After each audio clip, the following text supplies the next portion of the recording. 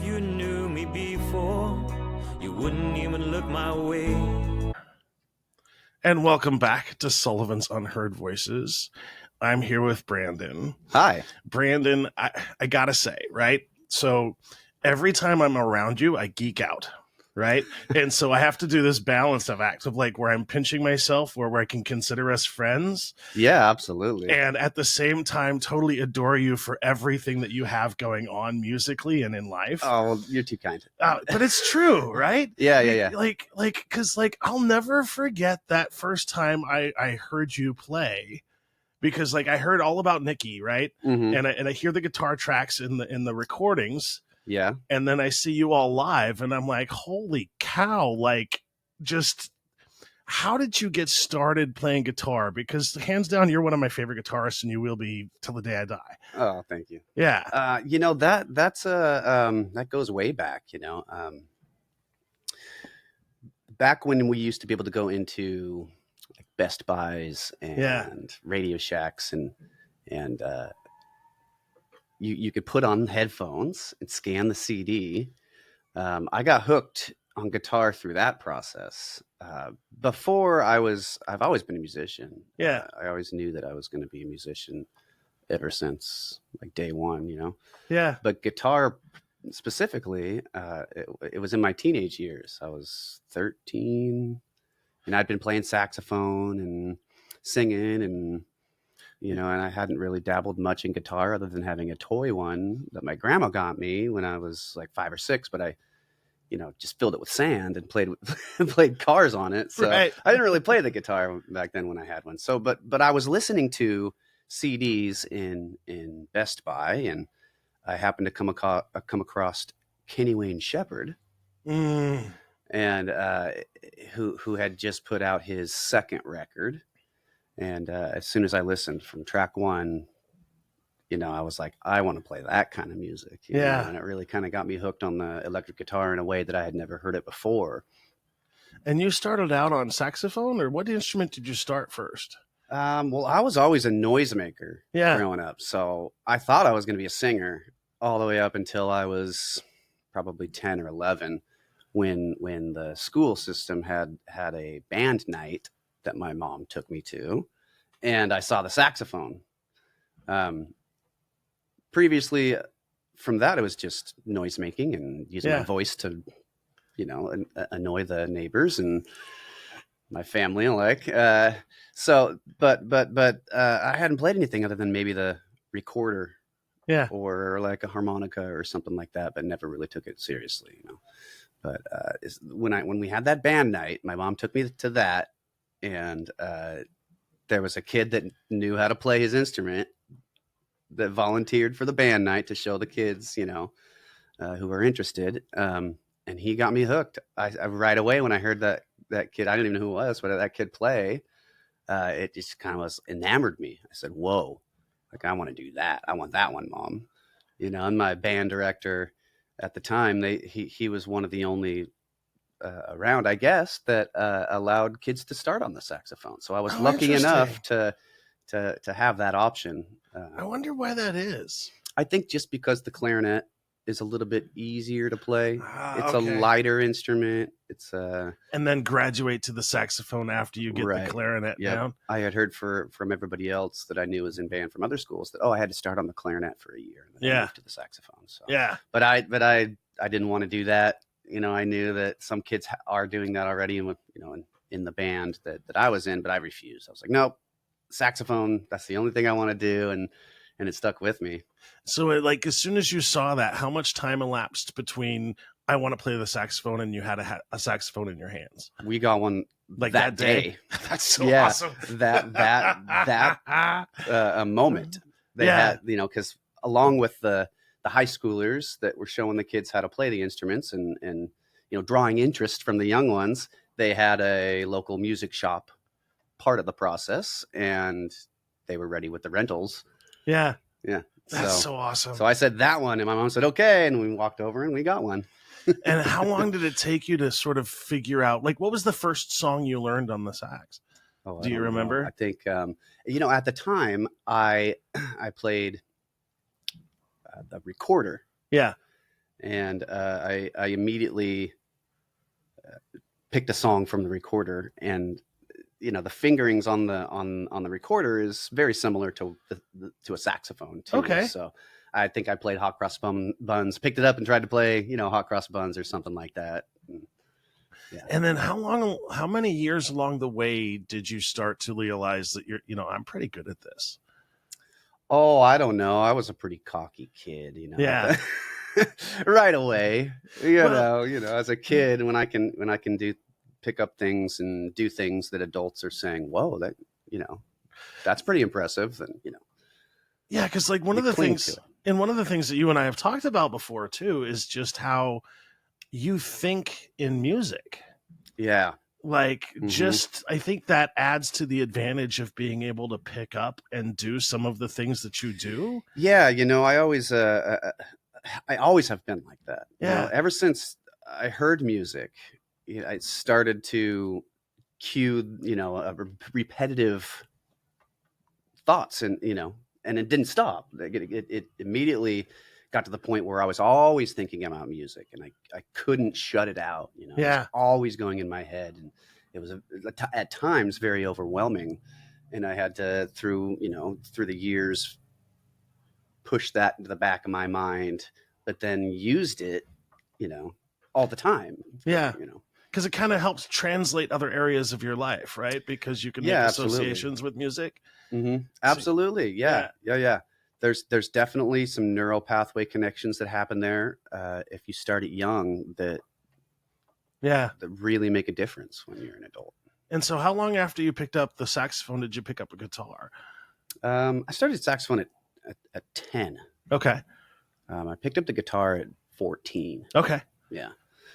But it wasn't much after I heard that Kenny Wayne Shepherd CD that I was getting into the blues. Yeah. And listening to Stevie Ray Vaughan, which Kenny Wayne Shepherd is like a protege. Not a protege, but he plays a lot of the same style of stuff, that Texas sort of blues. And there's been a lot of players that do, and then I worked my way up the chain. You know what I mean? Yeah. Like Stevie Ray Vaughan just tried to play like Albert King. Yeah. And the greats that he was into. So I sort of started at the more modern blues and worked my way back into appreciating the greats of the era. And that's must have been a fascinating journey to sort of go back to the greats of the area, because like a lot of them you can't even find online anymore. Yeah, a lot of the ones that I was into, you definitely can.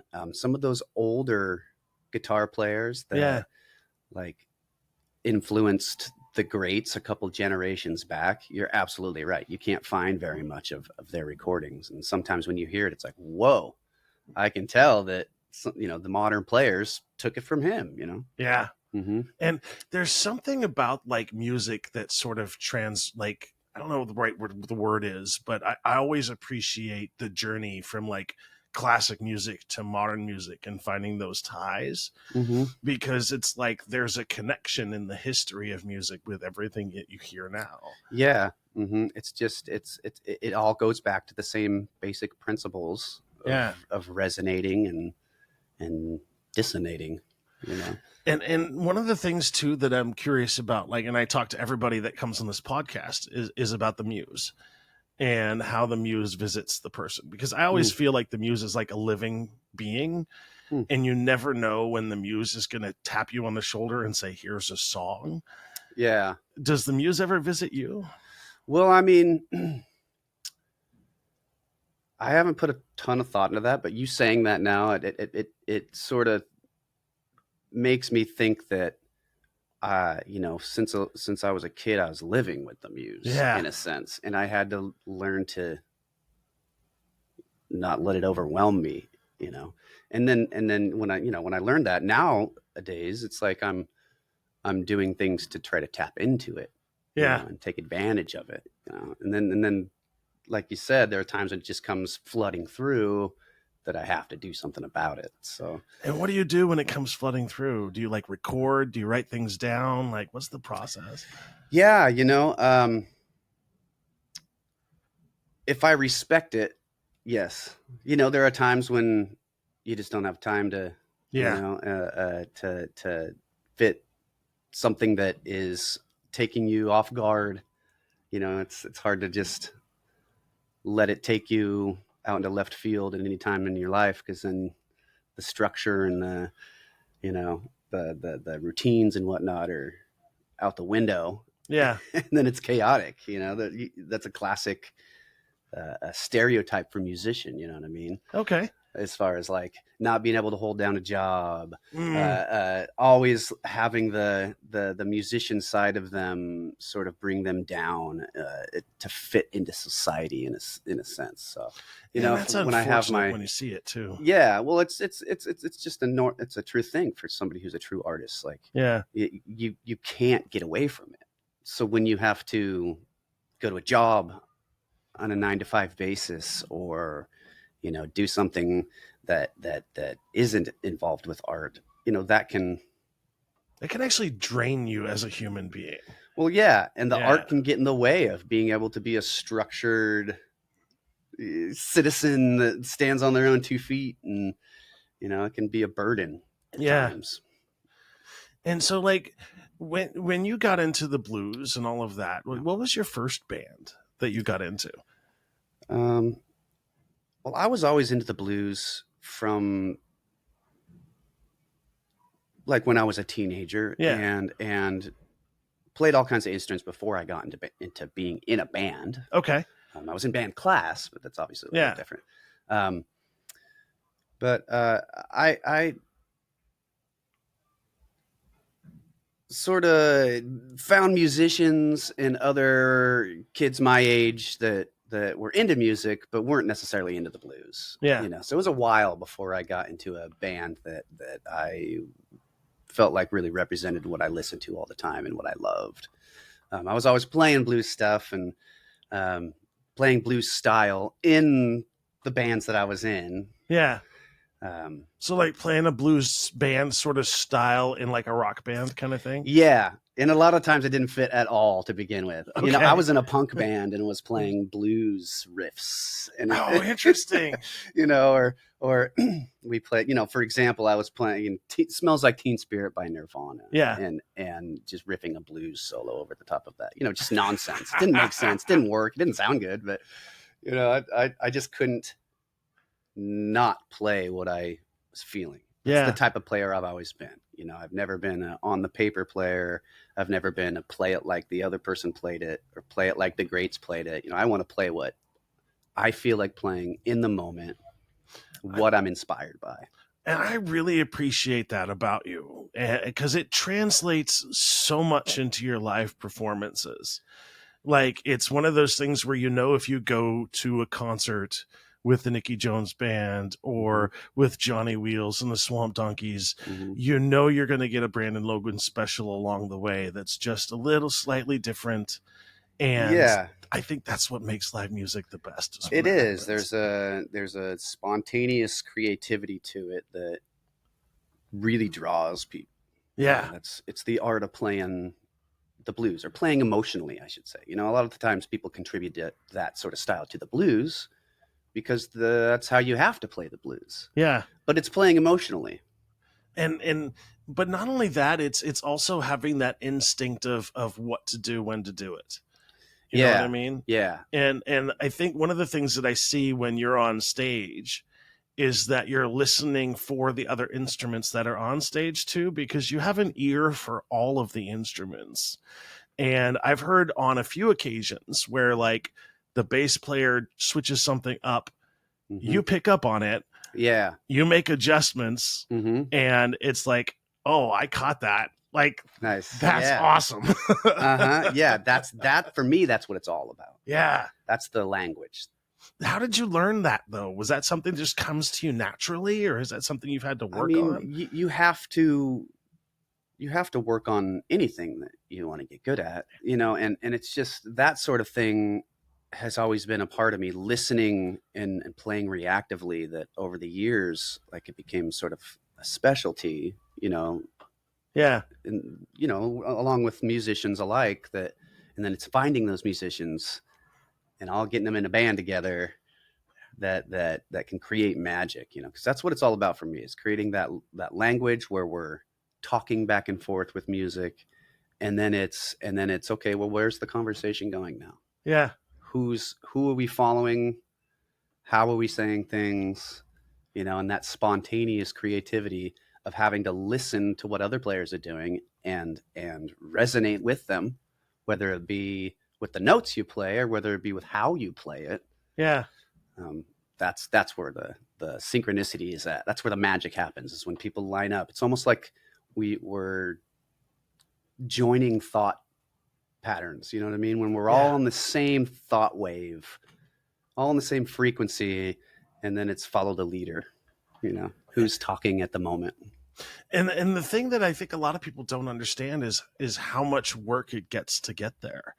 Right. It's not like you pick up a guitar and you play like Brandon Logan a week later. Like, it takes years of practice and dedication. It's got to be part of you. Yeah. To get to the point of just getting into that flow state. Yeah. And and it's not only got to be part of you, you have to do it all the time. And sometimes even on command, like when you're not expecting it. Yeah, absolutely. Yeah. Mm-hmm. And that's got to be like the most difficult, I would imagine. Yeah, I find it easy if I'm doing it a lot. Okay. But if I'm taking a break from it and get thrown into it, then it can catch me off guard, and I have to go, oh yeah, I just have to relax and let it happen. And then you started out with the sax, you picked up the guitar, but I've also seen you play other instruments. Was that part of like the band class piece? No, it's just part of whatever I can get my hands on. I just like to make noise with it, Yeah. Because like you're good at everything you pick up. I just love playing. I just love making noise. And that's how it's been since the beginning. Whatever I pick up, I just sort of get obsessed about trying to make it speak, trying to make it talk musically, And I would imagine that helps with songwriting too, if you have all of these aspects sort of in the back of your mind. Mm-hmm. Yeah, absolutely. Yep. To be able to understand the aspects of how the bass works or how the drums work or how the keys work and not only the frequency ranges they all occupy, but the way they each play and being able to listen in or hone in on one specific thing or another. I love that. And so like when you're up on stage, right, and you're sort of in the middle of a show and you're sort of getting into like your flow state or whatever, right? Yeah. What kind of things do you like to see from the audience when they come to your shows? Oh, I love people that are uncontrollably moved by it. You know what I mean? Yeah. Like the people that can't sit still or that holler out of nowhere because, they get excited. You know what I mean? That's what I like. People that are engaged in what we do and that are just giving us energy. And the reason I like to bring that up is because people listening, like, engage with the band if you're going there. Like, absolutely. Yeah. Dance, enjoy yourself, and stop talking. Sorry. That's just my own thing. Unless it's about the band. Oh, yeah. But I always get uncomfortable with when you have like a group of people that are talking and not like listening or enjoying the music. Yeah, where you're kind of just a fly on the wall or a piece of artwork that they can look at every once in a while and go back to their conversation. Yeah. Yeah, it's like, do you not understand what these people are going through to give you what you're getting now? And it's like, but anyway. But that scene is so much more than practicing. Yeah. In the rehearsal space. It's always at a gig. It's just so much more enjoyable. Even if you're a fly on the wall. Yeah. Then you're playing in a different environment than you're used to for the music. Yeah, for the love of music. Yeah. Yeah. Mm-hmm. And you can definitely tell the artists that are in for the love of music versus the ones that are just showing up for a paycheck. Mm-hmm. And I always appreciated that about you, is because you could tell by how you play that your whole body is into the music. Yeah. Like you can't stop your feet from tapping. You can't it's just, there's nothing. It's all uncontrollable. That's just like, it's just overstimulation. How do you harness that though? You don't. That's fair. Okay. You just let it happen. You just let it go. Yeah. Because if you can try to control what your stupid face is doing at the time, or I make some really weird faces when I'm playing, or try to control what your body's doing, then it's not a flow state. Then it's forced. Is that something you picked up along the way? Or have you always just sort of been flow and I think it just comes with that enjoyment of being spontaneously creative.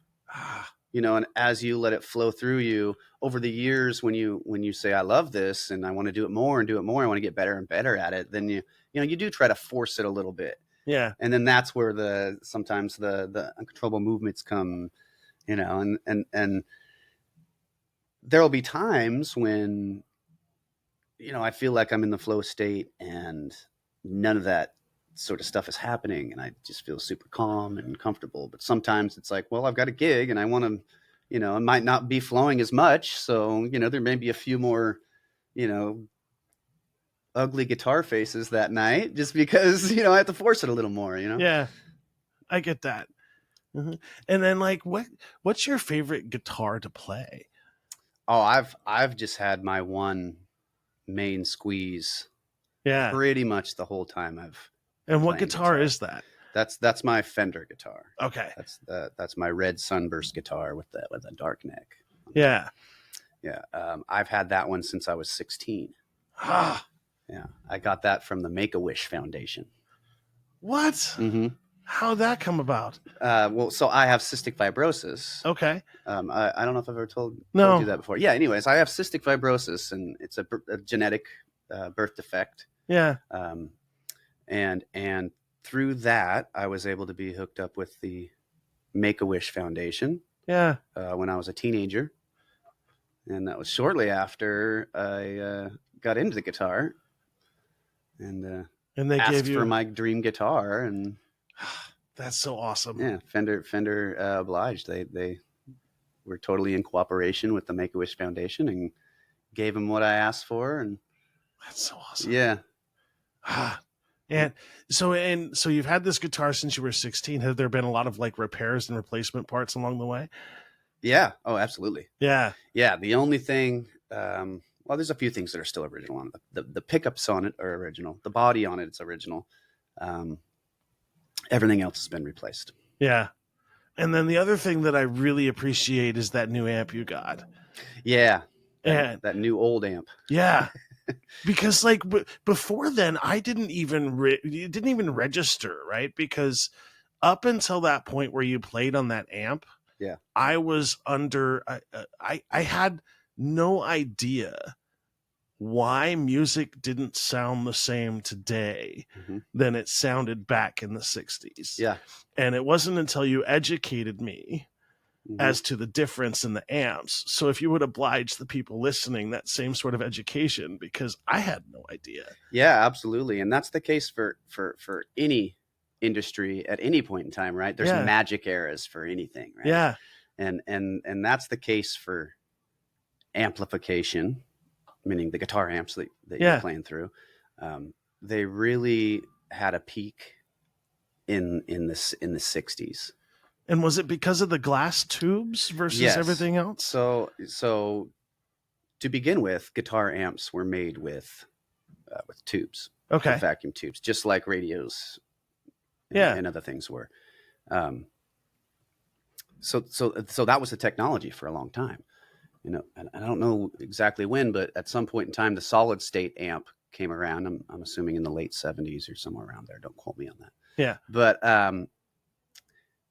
It took the way that the amp was getting power, and it changed it into a circuit rather than a vacuum tube run machine, I guess. What it is. So, but that changed the sound. Yeah, it changed the response, and it changed the waveform of what was coming out of the amp. It gives a sharper tone to it, I think, right? Is that what I hear? It does. Yeah. It's sort of, it's hard to explain sound to begin with. Yeah. You know, it's like trying to explain any sense, you know, trying to explain a smell. Yeah. We explain it with other senses. Right? Yeah. So we can start saying things like, well, a tube amp is a little bit warmer. Yeah. Than a solid state amp. You can say a solid state amp is a little bit harsher.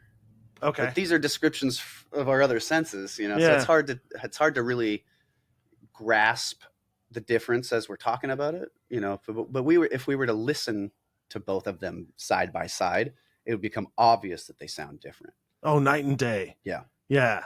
Like when you plugged that in and played that the first time, it was like night and day difference. Yeah. This is a 1962 Fender Tremolux amp he's talking about, which is like, to me, a holy grail of an amp. In the perfect years, with the perfect wattage, meaning volume and how loud it can get, and the circuit they had just sounded amazing. And one of the things that you do also with your musicality that I don't see a lot of other people do is you pay attention to like things like volume. And you pay attention to things like where the speakers are at on the stage and like how they're pointed in directionality. Yeah, absolutely. Is that something you sort of learned along the way? Like, yeah, I followed my ears on that sort of stuff. I followed my intuition when I developed my ears over the years. And then when I started playing live, it's just like, well, I want this to sound the best that it can to me. Yeah. And then I noticed that I got really picky on those sort of things and got really, wanting them in a specific way that I just wanted to bring that same sort of feeling of man, this sounds really good. Yeah. To other people to see if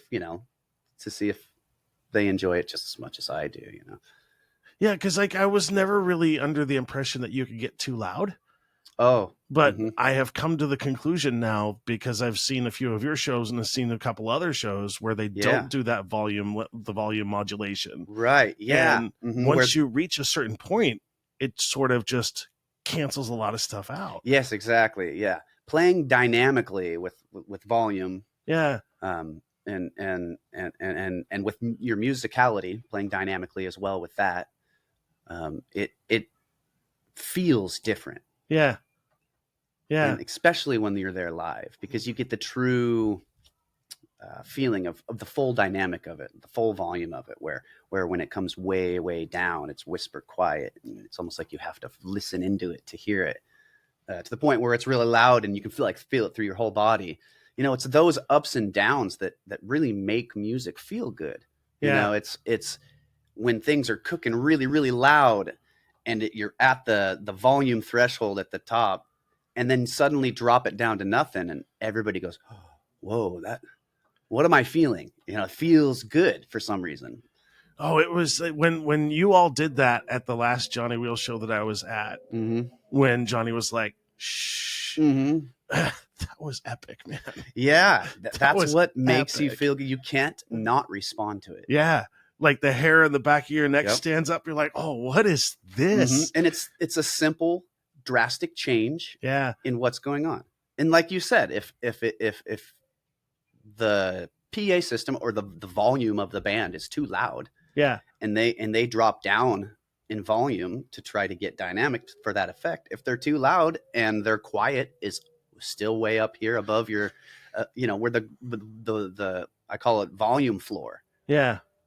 At big concerts, they have the volume floor way, way, way up. And then when they drop down in volume, it's still really loud. You don't get that physical reaction from it. Yeah. Because you almost feel the wind shift, And I always do also, one of the things that I really believe to my core is that when you have a venue or even an instrument or a place, like those things keep music memory.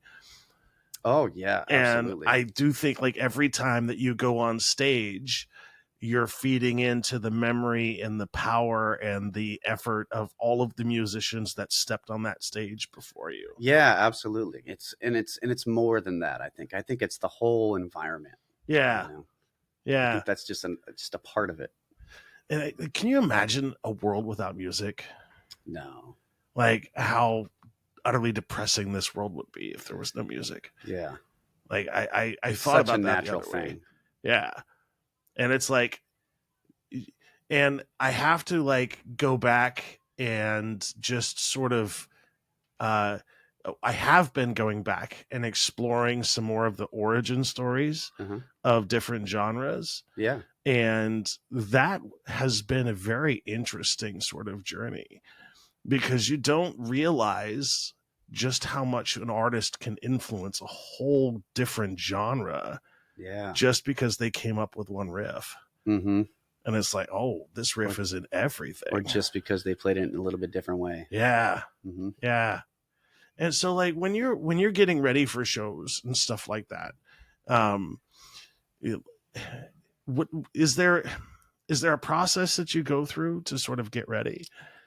Yes and no. Mm-hmm. I think it's more of a desired feeling or effect that I feel like I have to have before I play.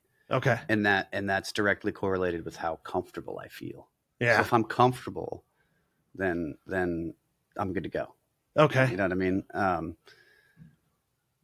So there's all kinds of different variables that can come into play with, not being comfortable, whether it be some of my health conditions that I deal with, having cystic fibrosis, Mm-hmm. and I have to physically prepare for the gig with, breathing techniques that open up my lungs or routines that make me feel better, with my health, or, whether it be that I've just came off of a 12-hour day and yeah, I gotta make sure that I have enough energy, or maybe it's a really big gig and I feel the nerves coming on and I have to, do certain processes and routines to, deal with whatever variable comes up. And really that's what it depends on, is me being comfortable. If I can be comfortable on stage, that's the goal. Okay. Yeah.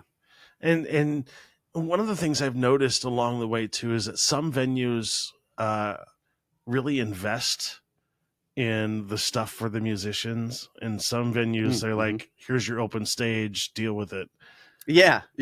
How do you deal with that open stage one? Because that's the one that gets me every time. I'm like, oh man, you're not doing anything for these guys. That's how you start. Yeah. You never get gigs at the beginning where there's a good sound system with good sound people and they're there for you and they're really good at what they do. And, they turn on the mics and they sound good. Like that. Yeah. You don't start there. So you, at first you build the skill of being able to set up things all yourself. And it's a process. It so is. Yeah. It really is. Cause there's all kinds of variables that come into play with playing at the different venues. Does it make a difference, like what side of the stage you're on? Yeah. Oh yeah, absolutely. Like, how does that come into play? I've always been curious about that. It's a feeling thing. Okay. When you're always used to playing and the drums are behind you and to your left, like I always have, that's where you're used to them physically coming from. It's a physical thing. Okay. So if suddenly, after playing for 15 years with the Johnny Wheels band, I suddenly switch to the other side of the stage, physically how things feel, it throws me off. Oh, because you're kind of getting vibrations on the other side of your body. It's a physical thing. Yep. Because like you're in a part on stage where sometimes you can't hear them all at the same time, so you kind of have to feel it. Right, and it's a mental thing too. Because when I close my eyes and I'm playing music and interacting with the musicians on stage or the instruments on stage, I've got a physical representation of where they are in my mind. It's a spatial thing as well. And then how important is it to the arrangement of the speakers? That's pretty important. Yeah. You have to make sure that the speakers that are coming back towards the musician, the monitors. Yeah. We got to make sure that a lot of times they're smaller, and you got to make sure that they're pointing at you to get their full range. But a lot of the times, as far as the main speakers go that are facing the audience, you got to make sure that it's covering the whole area. And a lot of times you can take advantage of which way the speakers are placed to make it more appropriate. Okay. As far as volume goes. Like for instance, if we're in a bar, I make sure that I don't face a speaker towards the bar so that they can take orders. Okay. Yeah, that sort of thing. I bet you they really appreciate that. Yeah, well. But it's like the fact that you actually even take that into consideration, Yeah, like I don't like being too loud. Yeah, I'm really sensitive myself to volume. Yeah, so when I go to a show and the band's too loud, I leave. Yeah, when I can't order a drink at the bar, when I got to yell at the person next to me, that's not pleasant. That's a volume overload, and I'm sensitive to those sort of things. So I typically try to, treat the audience as if they were just as sensitive as, as I was to it. So, if it's too loud for me, it's going to be too loud for them. That's interesting. Is it like that brings up, like, I remember, like, because I've seen Tool live like 6 times. Yeah. And the last time I saw them, I actually had to leave early because it was just way too loud. Oh man, and that can affect you for the next day. It was just like I couldn't understand what Maynard was even singing. It was that loud. Yeah. And it's like, I feel so bad for them because, like, you have to know they know too. Yeah, I mean, maybe. Yeah, that's fair. Or they're just conditioned to it. You know what I mean? They've been doing it for so long that that's what they do. Interesting. Because I remember the first 5 times it wasn't like that. Okay. It was just the 6th time. It was just like, oh, this is terrible. And a lot of times that's the venue too. Oh, 100%. Yeah, it was the Tacoma Dome. It was the worst venue ever. Yeah, there you go. Yeah. There's this huge dome with no acoustical sittings. The music's bouncing off of every single round surface, and you're getting exactly why. Weird drum beats over here, weird guitar riffs over on the right. And it's like, whoa, this is way too confusing. And it's because they need a big enough space to hold all the people that want to come see them. Yeah. And the sound is sacrificed because of that. And it's more about seeing the people rather than hearing the music that they're playing. Yeah. Yeah. There's a lot of that happens. You think that's like the whole pop genre. That's so interesting. Like, I hadn't even thought about that until today. So I appreciate that. Yeah, absolutely. Yeah. Just being enamored by being around these amazing people that you really are inspired by. Yeah. It almost doesn't matter what they play. It's about being there and seeing them. Yeah. And I go to all kinds of shows now. Like, before I left Roseburg, I didn't get out much at all. Like, music was not something that was, I mean, it was always a priority in my life, but I always just did the whole album route. And I didn't really go to live shows. Totally different experience, right? And until I discovered the blues. Yeah. Yeah. And I didn't discover the blues until, I would say, 3 months before Amy hooked me up to you and Nikki. Cool. And I was like, how did I miss this genre of music my entire life? Because it's so unique, and it's so, like, the change in counts and the change in all of that stuff. It's just, I'm enamored by it now. Yeah. And it's just like, the blues is the best. Yeah. Absolutely. It's because there's a connection there that other genres don't immediately get. Yeah. Sometimes people grow a connection to a song. Yeah. Based on their personal relationship with that song. And then they go see that artist and they get that same emotional connection when they see him, maybe even more so, Yeah. But with the blues, if it's a good player, it's somebody who's really good at playing emotionally. Yeah. In the moment, and spontaneous. It doesn't matter if you've seen them or not. You just are there, and they are portraying such this emotion in at such a level that you just immediately connect to it. When all you got to do is look at it. All you got to do is be there and hear it. And blues to me seems like the one genre where they have that focus on musicality that sort of creates a story along the entire way. Yeah. Because, like, the notes that they choose versus the musicality versus the lyrics, they all sort of combined to make this sort of song. And you take that same song with a different blues riff and a different drum beat, and all of a sudden those same words have a totally different meaning. That's right. Just on the music. It's because it's connecting emotionally. Yeah. That's what blues does. That's why blues will never die. Yeah. And you get that sometimes in other genres. Sometimes you see, maybe a country player that is absolutely fantastic at what they do, and they can just play emotionally, and you connect with it. Or in the jazz realm, where there are these genres where you have a little bit of spontaneous creativity going on. But blues is the epicenter of that. Absolutely. If you want to be a blues musician, and people think, okay, this guy knows how to play the blues, you have to play emotionally. You have to connect with an emotion while you're playing.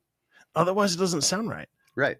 It doesn't sound right at all. Yeah, that's such a fascinating piece of blues that it's like, Yeah, you can learn a moving Stevie Ray Vaughan solo or a BB King solo or an Albert King solo or, one of the greats, you can learn it note for note. Yeah. But if you don't connect with it, it doesn't come across because you're not doing that. You're not being emotional while you're playing it.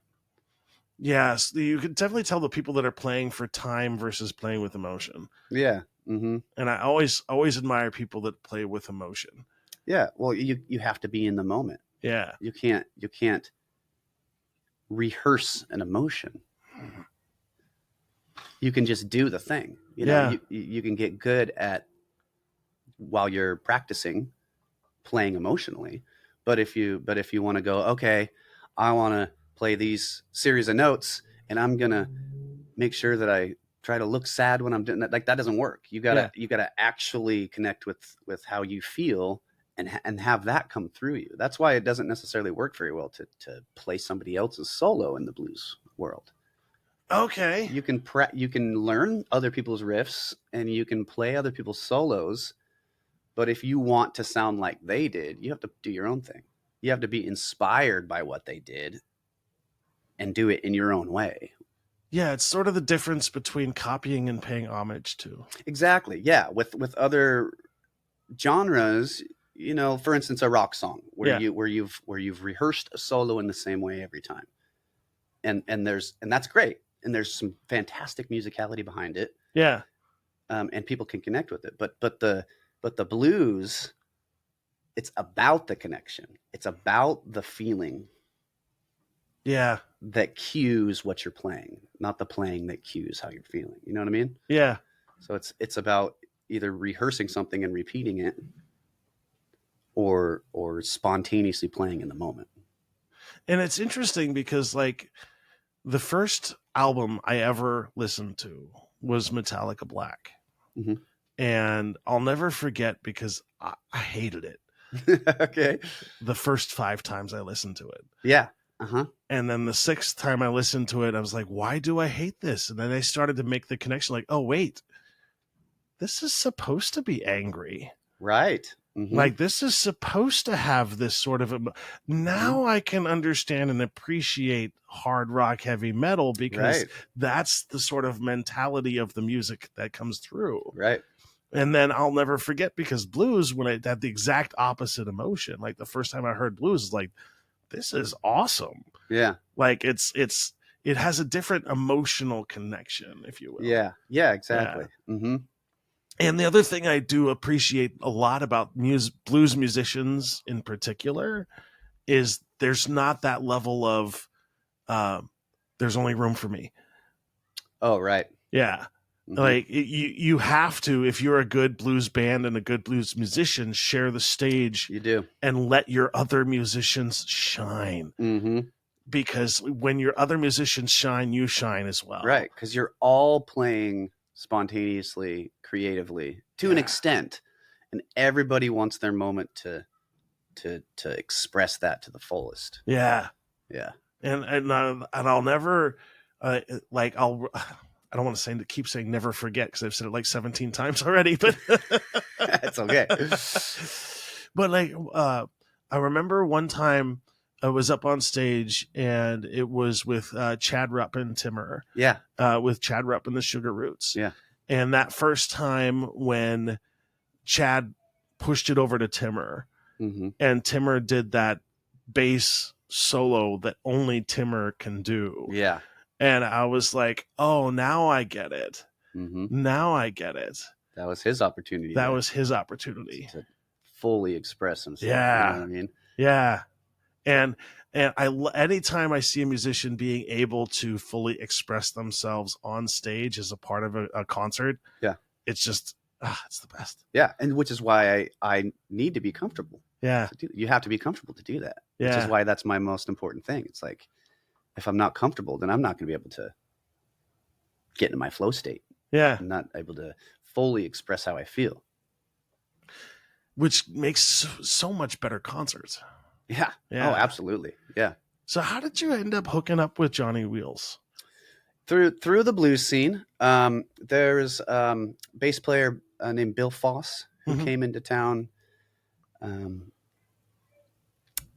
in 2011 or 12. Phenomenal player. Yeah. And he came into a jam, and I ended up getting hooked up with him, playing with my first band, Blue Evolution. I asked him to play because he'd come into town right when I was looking for a new bass player. Yeah. And it just sort of happened, you know. And through Bill, who lived semi close to Johnny. Yeah. So they ended up meeting through the local scene in that area over Sheridan and Willamina. They knew each other first. Yeah. And Bill said, "Hey, well, Johnny, why don't you come out and play with us, Blue Evolution?" And Johnny came out and played with us, and that, you know, was almost immediate.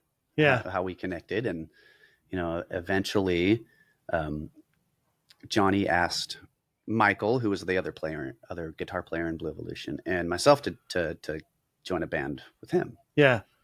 Or to join his band. At the time, he had players, and then he invited us over. First, he invited Michael over to fill in for one of the players, and then eventually he asked both of us to come over when he had that opportunity of needing two guitar players. Yeah. But once we did that, it was like, okay, this is it, you know. Yeah. Just ended up being that band.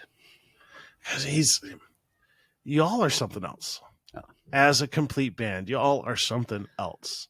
We've been doing it for a while now. We had to, you know, really help each other out to get to the point where we're at, you know. And all of the practice and all of that stuff has paid off. Yeah, absolutely. 100%. Mm-hmm. Like, and I say the same thing with the Nicky Jones band, right? Because like I am so blessed to be a fly on the wall for y'all's practices. And I almost like, I love it. Like I'll never stop as long as you don't kick me out. I'm always going to come, because like, it's like, there's something about how you all play in practice. Mm-hmm. That's looser, mm-hmm. that's more creative, that's more like open, because you don't have this subscribed, like, we're going to have to do this. Right. And it's just such a magical experience just to be a part of that. So that's comfortability again. Yeah. You get to see a level of comfortability in the band that nobody else does. Oh, it's magic. Yeah. It's magic. And then that's what we try to all recreate when we're in front of people as they're watching us. How did you all find Lauren, by the way? I grew up with Lauren, swimming with him on the river. How about that? Yeah. How about that? I would go up to, my mom would take us up to Little North Fork River to swim. I lived in Sublimity, but she knew a bunch of people from the canyon. And so we would go up to Little North Fork with Jerry Westcott. Yeah. Who is my first guitar teacher. But I was 4 and 5. Oh, that's awesome. When I was swimming with Lauren at the river, because he was up there with his family too. And years and years later, after we had all gone through school together, we went to high school together. But I didn't really know Lauren in high school very well. I knew him because I knew that I swam with him at the river when I was younger. Yeah. But after high school, is when I found out that he played drums, and this was not even very long ago. It was, you know, a few years back that I you know, knew he played drums. And when I found out, I was like, holy cow, we got to play together. You know, remember we used to swim at the river, you know, that sort of thing. So, it just, for me, it felt like it needed to be that way. Yeah. Because of the homey atmosphere that we had, because we came from the same sort of style of upbringing and, you know, swimming on the river together, that made me feel comfortable. Yeah. So that's what I strived after. You know, that's what I was like, man, Lauren, you got to come play with us some more. You know, he has come such a long way. He's amazing. Yeah. Oh my God. Yeah. Mm-hmm. Like that last set, that last performance, like I even tried to tell him, like, Lauren, that was just the best I've ever heard you. Yeah. And he's such a humble dude that he's like, I made so many mistakes. I did this. Dude, Lauren, no. Yeah. And you all are having this the Journey to Memphis competition coming up. Right. Are you ready? Yeah. That's awesome. Yeah. I keep telling myself I am. Yeah. I already got my tickets for the boat. Cool. Yeah. Yeah. The Blues Cruise. Yeah. That's going to be epic. That's going to be awesome. Yeah. You know, playing on a boat is a little bit different. Interesting. But yeah, the excitement behind it and what it is, it's So you were able to play last year with Johnny Wheels on the boat, right? Not last year. No. Was it the year before? I think it might have been a few years ago. Okay. Yeah. And I did it. I've done it once. Okay. Yep. And that was for me an awkward experience. Yeah. Because on that bottom level of that boat, the water level is right at your horizon. It's right at your eye level. Whew. So this is going to be interesting for a player like me that closes their eyes all the time. Yeah. While I'm playing. To close my eyes and for one, feel the movement of the boat is one thing to get to adjust to. Yeah. But then when I do open my eyes and I see water moving right away, it throws my balance off right away. So that first time that I played, I throughout the performance, as I'd practically be falling over as I'm opening my eyes, I kept telling myself, just don't open your eyes. You'll be all right. Just don't open your eyes. Oh, that's awesome. Yeah. And like, is the sound really good though in the boat? Like, I'm just curious. I don't remember. That's fair. That's fair.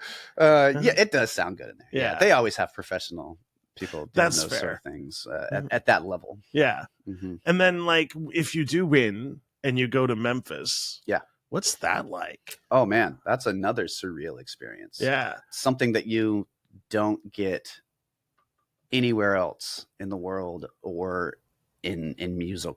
Yeah. Period. Like, you know, that competition is the only type of it. You know, it's the only one of its type. Yeah. Because you don't have these competitions with any other musical genre, right? No. Mm-hmm. Yeah. And does every state send a band? I think so. Okay. Yeah. Yep. I'm sure there might be times when a state doesn't, you know, one of the more sparse, less popular states as far as the blues go. Maybe they don't send people, but yeah, if there's any sort of bigger population, there's going to be a blues society somewhere close. And then once you get there, it's like literally like, how does that work?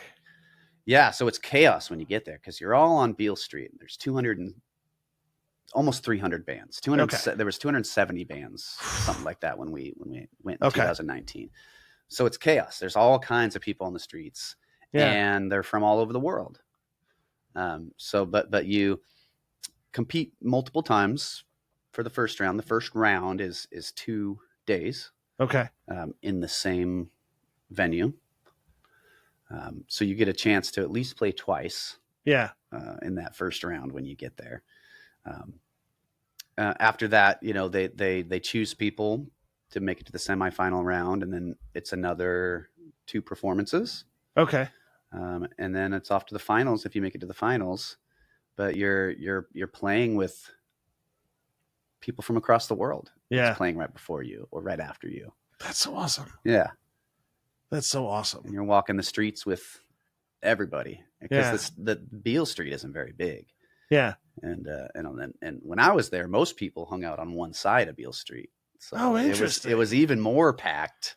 Okay. Because everybody wanted to be together. Yeah. Yeah. If you're there for that competition, I would want to hang out with other people in the competition too. Yeah. Like, is it the level of competition? Is it sort of intense, or do you all still sort of support each other throughout the event? Oh no, that's what it's all about. You know, I swear you get more points if you are part of that communal thing that's going on. You know, if you're helping the other musicians off the stage with their stuff and being really interactive with what's going on, they see that. Yeah, that's awesome. That's so unlike rock and roll heavy metal. Yeah, no, I mean, you're right where you don't get that. There is no other genre that does a competition on such an international level. Yeah.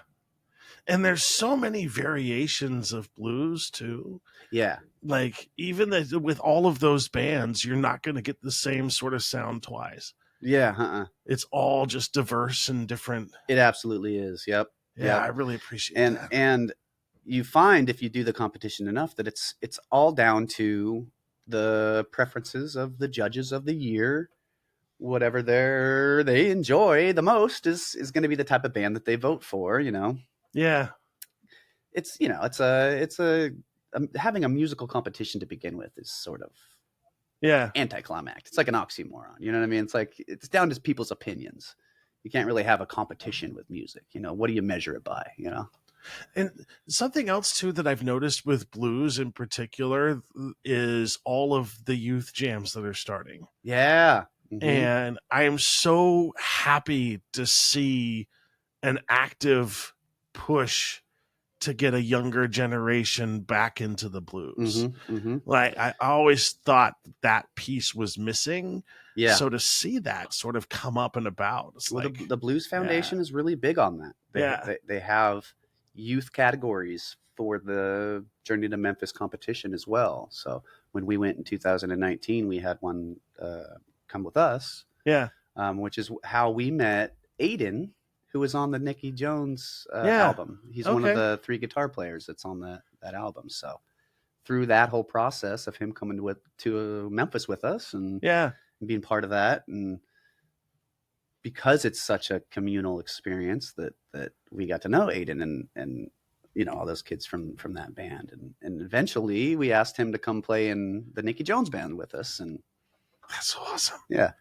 So the Blues Foundation is really good at bringing young talent, young listeners, and supporting them, right? Supporting them, yep. Because I go to a rock jam every once in a while here in Salem, which at the West Side Station. And the difference between and the way they do it now the Issue's sort of taken it over. And the Raven Kings is totally different. Like they're very supportive. When I first started going there though, it was not that case. It was like people were critical of each other and I'm like, no, that's like, no, that you don't know, please, no. The emphasis is on the technicality of things. It's the opposite in the blues world. People come and see blues artists because they're making an emotional connection with them. And because that's happening, they want to get to know the person more rather than the guitar solo they played. You know what I mean?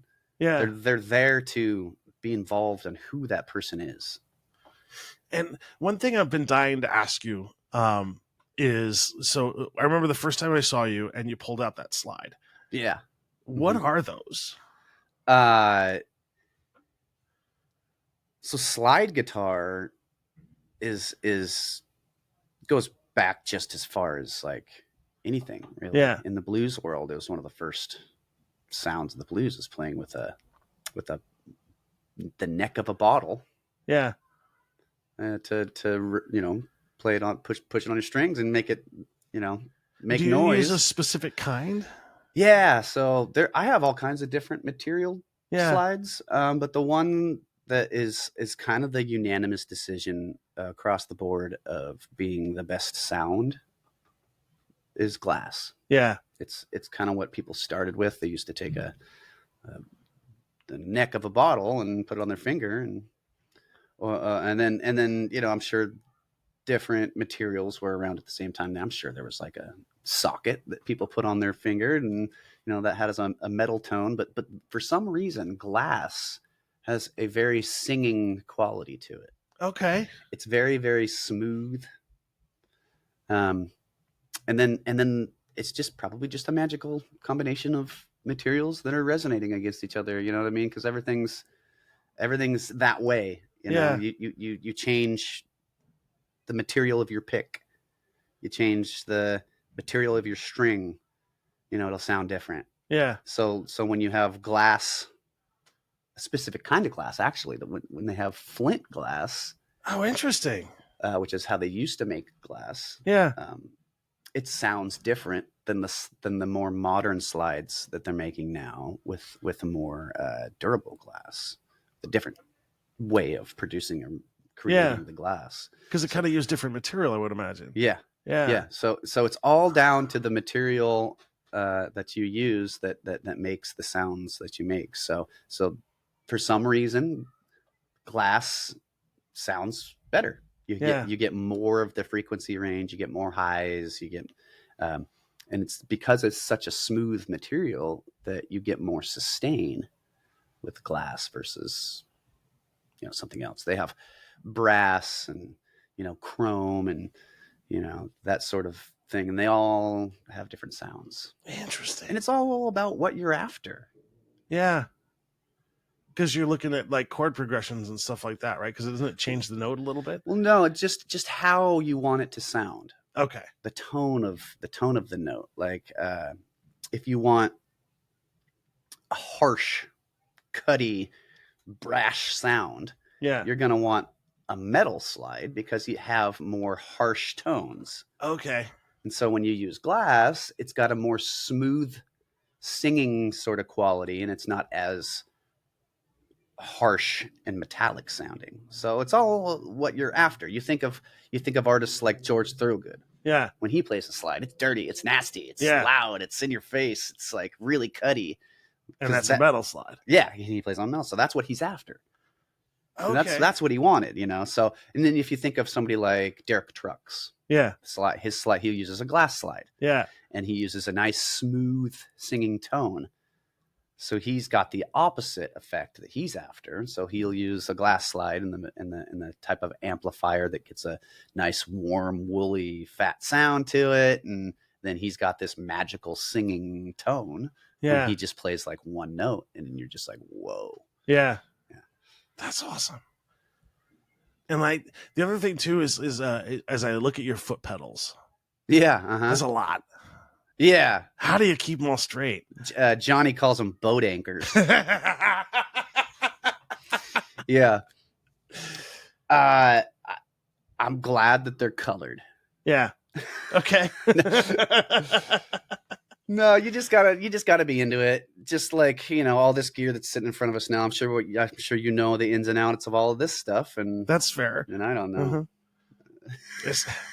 There's way less to this than there is to this. But the pedals is all part of having the tone that you want. Okay. Having being comfortable and getting what you want musically. I use pedals to change how the sound of the tone is, the volume. Yeah. The frequency response of stuff. And then you have fun pedals and different pedals, like a wah pedal that has a cool effect, and delay pedal which repeats your notes, and you can play with the different effects and stuff. Oh, that's neat. But you say that it's a lot when you look at my pedal board, but I have a very minimalistic pedal board compared to some people like in different genres. Okay. Yeah. Where pedals are almost an instrument in their own. Okay. Where you can be a tap dancer, and it just kind of and you're constantly messing with your pedals, and it looks like you're tap dancing up there. That's what I call them. When people have too many pedals, I call them tap dancers, because they're constantly adjusting things, constantly tiptoeing around their pedal board. I think that looks a little funny, but the people who are good at it. Yeah, they get all kinds of various sounds with all kinds of different effects, and wild to super clean or super dirty. I have a sort of minimalistic approach where I like to keep the sound of my guitar generally the same, and as I'm hitting another pedal to get a different effect, it's for the effect of boosting the volume or maybe getting a little more grit. Okay, which in turn is sustain, and then the guitar plays different. And I like having different gain stages is what I'm after. Is when I step on a pedal, it just gives me a little more of what I already have. So you can like raise it up or raise it down depending on. Oh, that's awesome. Mm-hmm, mm-hmm. So I'll have a basic rhythm sound that I start with, and that's my quietest tone, or my quietest volume. Yeah. And then I'll have one pedal that I step on that juices it just a little bit, gives me a little bit of hair on it. And then I can play those sort of more gritty, more fat rhythm tones like you hear in rock songs, which you hear all the time in blues songs too. Yeah. And then I have another pedal to step on to really set it over the top, so that I can get a nice singing, heavy gain sort of sound so that my solos are where I want them to be, the tone that I have and the sustain that it has. And, so that's what I'm after, is just getting a couple different gain stages. And one of the things that you do that I find fascinating, that I love to watch, is when you're singing in the same tone as your guitar. Oh yeah, that's awesome. I I don't know where that came from. I'm sure I saw somebody do that in the blues, because that comes from the blues. Yeah, for sure. I mean, and I'm sure there's people who do it in jazz too, where they're scatting the same notes that they play. But, for me, it became an exercise to help me play more vocally. Oh, interesting. Just simply singing. What you're playing. And if you can vocalize something, then it's going to be, then you're on pitch, you're on key. Well, then then your playing has a vocal aspect to it. And that's what all solo instruments are trying to do, is sound like a voice.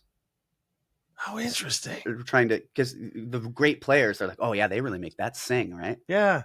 Yeah, it's all the solo players are trying to make it sound like a voice. All instruments are just recreating the voice. And so when you practice singing at the same time as you're playing, then your playing becomes more vocal. Because, for instance, like as you're practicing that, you have to take a breath when you're doing that. So does your playing. So then you have that natural breath every once in a while to make it sound like you're breathing as you're playing. It's just a little bit of space every once in a while. That's interesting. Yeah. So things like that help get the phrasing of what you're saying to sound smooth. So where you're actually saying something with what you're playing. Yeah. Where it sounds like you're telling a story with your instrument. That's where that came from for me. That's awesome. And then it became a trick, because I got pretty good at like playing exactly what I was. Oh yeah, you're perfectly in tune. Yeah, exactly what and that comes with practicing that and having that spontaneous creativity being a vocal thing, being a create, because that's where your creativity center is right there. That's where that energy comes from. Is right in this area. Mm-hmm. Yeah. Oh, I never even thought about it that way before. That's what it's all about, is energy. Yeah. Mm-hmm. Comfortable energy, and then directing an emotional energy. And harnessing energy and putting it back out in the world. Absolutely. Mm-hmm. Yeah. Wow. And then one of the things that you just recently went through was studio recording. Yeah. What was that like? Oh, it's a different beast. Do you do like at the same time, or are you just sort of playing like by yourself in a booth, not hearing other people? Yeah, I mean, there's all kinds of different ways to do it. Yeah. And if you're really, really good at recording, then I've seen people go in and it's just them playing by themselves, and they hear the music in their, in their headphones, and they're playing along with it. And that's the studio skills like that are skills in their own. And it's very much the same as playing live. It's like you have to do it to get good at it. Yeah. So for me, I haven't done a lot of studio stuff. Yeah. So I'm a little bit out of my element, but I have the luck of in the recent years being around that studio that we're recording and all the time, because I work there. Yeah. At Atomic Disc and here in Salem. Yeah. So for me, over the years of just being around the different places where I am recording, I get more comfortable. And it's all about being comfortable, like I said to begin with. If I'm nervous when I'm going into the studio, then you won't execute what you want to do. Just like if you're nervous when you're going to go talk in front of people on stage or have a speech or just anything. Nerves absolutely cut off the frontal cortex from being able to process, and then your critical thinking's out the window, and then you're acting reactively and emotionally, and you can't get your thoughts straight, and that's what being nervous does to the brain. Yeah. So if you're nervous when you're going in to try to play in a studio, to try to play things the best that you've ever played, because that's the goal in a studio, is to try to execute things perfectly and the best that you can and bring the best to this recording that you're doing. But if you're nervous, it just doesn't happen. It's almost like that when I started this podcast, my first few episodes were garbage. Yeah. Same reason. Constantly Like, analyzing what you're saying and trying to direct the flow of things. Yeah, that doesn't work. No, it doesn't. It doesn't work. Nope. It's like just like music. Like if I try to think about what I want to play, it's out the window. It doesn't happen. It doesn't work that way. You have to play music enough to have it in your muscle memory. So much so that you can play it faster than you can think it. So if you're thinking, then you're already you're already too slow. And that's interesting you say that, because every single musician I've had on this podcast talks about the importance of muscle memory. Yeah, it's everything. And how important it is just to have that. And once you have the muscle memory, how much easier it is to handle everything else that happens. They call it muscle memory, but it's not muscle memory. It's neurological memory. When your brain creates the neurological pathway to be muscle memory, it's using different material. Interesting. So it you're using different parts of your brain. No, your brain is creating the neural pathway with different material with muscle memory. So you create a neural pathway by doing something over and over and over again. And then eventually your brain recognizes that that's going to be a strong pathway, and then it reinforces it. That's the muscle memory. I think it's called myelin. Yeah. It uses that to reinforce it. And then when it strengthens the neural pathway with that material, then you're able to use that neural pathway like 5,000 times the speed as you would neural pathways that don't have the reinforcement. So that's what muscle memory is. It's your brain making a bridge with strengthened neural pathways material. That doesn't make any sense, but you know what I'm saying? Yeah. 100%. Yeah. You literally have different types of neural pathways, and your brain gets to the point where it goes, well, you're using that a lot, so we're going to strengthen that. Yeah. And then you can use it at 5,000 times the speed that you would. So that's why if I'm trying to think of something, it's too slow. Yeah. Because I haven't practiced it enough for my brain to concrete it into muscle memory. And when the nerves kick and you're trying to play nervous, all you have is muscle memory, because you can't use your frontal cortex to think about what you want to do. And so in a way, you're training yourself to be that way over time, so that you don't have to realize or rely on your frontal cortex to get through a set. Yeah. And then pretty soon you realize that, well, this isn't working because I'm messing up all the time. Yeah. And trying to force a thought while you're nervous or while just at any point in time, it just doesn't work. You gotta relax and let it happen based on what you've been practicing. Yeah. And I've also found recently in life, when you sit back and let things happen, good things usually happen. Absolutely. If you try to force things, and this is in all aspects of life, if you try to force things before you're ready, it's probably not going to turn out well. Yeah. And so like I've committed myself in the last 2 years in particular of just sort of taking a step back, letting life direct me where I'm going to go. Yeah. And then just working hard and diligently to get where life is sending me the signal to go. Absolutely. Yeah. And for me, I've, I develop processes where I'm trusting my gut in a sense, you know what I mean? Where it's got to feel good for me to want to do it. Yeah. I sit down, and if I'm having a major decision or something that I'm having to decide on, that, I absolutely sit down and follow my gut. Does it feel good when I'm thinking about this? And if it doesn't, it's time to start maybe thinking about something else. Yeah. Yeah. 100%. Yeah. And that's riding that wave, Yeah. That's just letting go and let it happen. Because like life throws too many things at you to push against it. Yeah. Absolutely. Because you're right. Like it's a wave, and you have the choice of embracing it, surfing with the wave, or trying to stand against the wave and it topples you over. Yeah. Yeah. Uh-huh. That's fun. That's totally how it works. That's how I feel in life right now. You know, I'm definitely riding a wave. Yeah. Mm-hmm. Every time I try to resist it, I start to sink. And quite the wave too. Like, so you just got done playing at Fort Stevens. Yes. That looked like it was intense. That was intense. Yeah.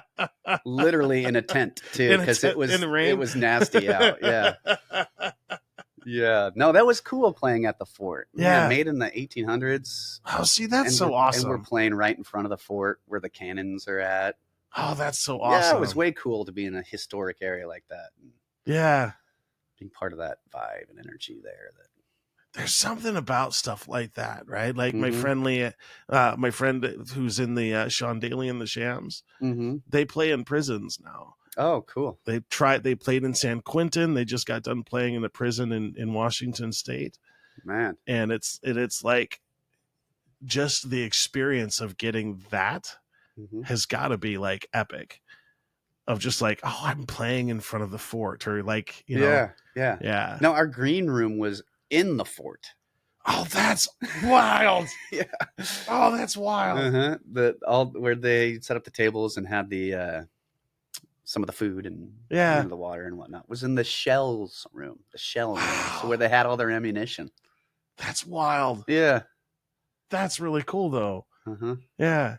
And then what events do you have coming up? Well, we were playing at the Blues Fest cruise, for the Journey to Memphis competition. I've got a trip with Johnny Wheels and the Swamp Donkeys to South Dakota. That's awesome. Yeah. We're doing an ADA event there. Yeah. That's freaking awesome. Yep. Asking me what's coming up. That's fair. Let's put it this way. Where can people go if they want to know what's coming up? There we go. That's a much better question. Hold on, let me pull out my phone. No, we both the projects that I'm in, the Nicky Jones Band and Johnny Wheels and the Swamp Donkeys, we both have websites. Yeah. Where we keep our calendars up to date. And then, of course, social media. You can look on our social medias to find, our events and what we're up to. We're always posting videos and weird photos and stuff like that. So the last video that you all did was hilarious. Yeah. Oh, we like to have a good time. Oh, it's great. It's so great.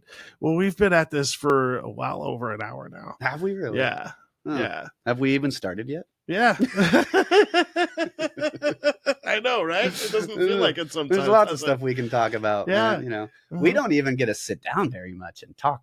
No. Just you and I. So, there's always all kinds of stuff going on. And a lot of the times it's, good to see you.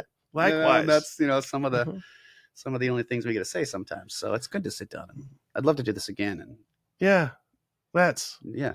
Yeah. Anytime, Brandon. Cool. Anytime. And I have to tell you all, like, seriously, if you haven't seen this dude play on stage, you need to go out and see this fucking dude on stage. Like, you have to. Like, Brandon, I adore your playing. I adore you as a human. Oh, I appreciate it. I'm so glad that we're friends. Yeah, me too. Yeah. Me too. Man, this is fun. And we're good. Cool.